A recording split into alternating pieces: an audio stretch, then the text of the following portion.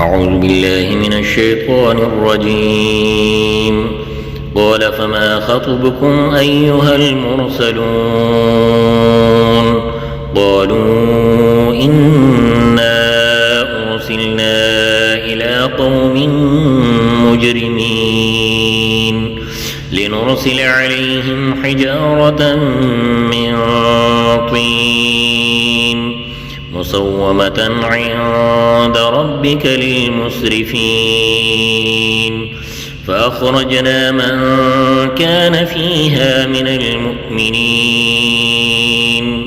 فما وجدنا فيها غير بيت من المسلمين وتركنا فيها آية للذين يخافون العذاب الأليم.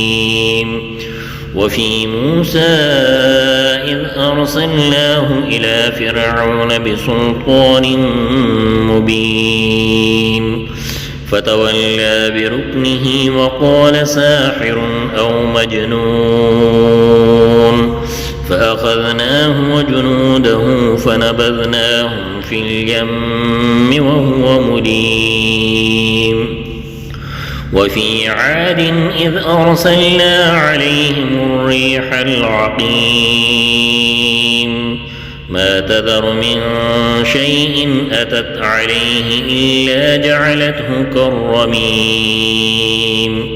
وفي ثمود إذ قيل لهم تمتعوا حتى حين فعتوا عن أمر ربهم فأخذتهم الصاعقة وهم ينظرون فما استطاعوا من قيام وما كانوا منتصرين.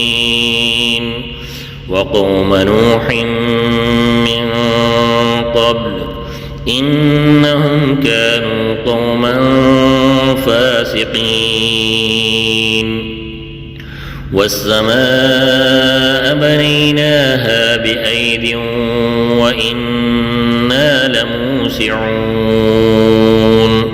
والأرض فرشناها فنعم الماهدون.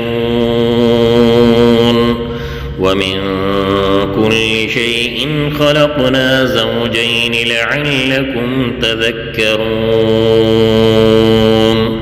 ففروا إلى الله إني لكم منه نذير مبين. ولا تجعلوا مع الله إلها آخر إني لكم منه نذير مبين. كذلك ما أتى الذين من قبلهم من رسول إلا قالوا ساحر أو مجنون أتواصوا به بل هم قوم طاغون.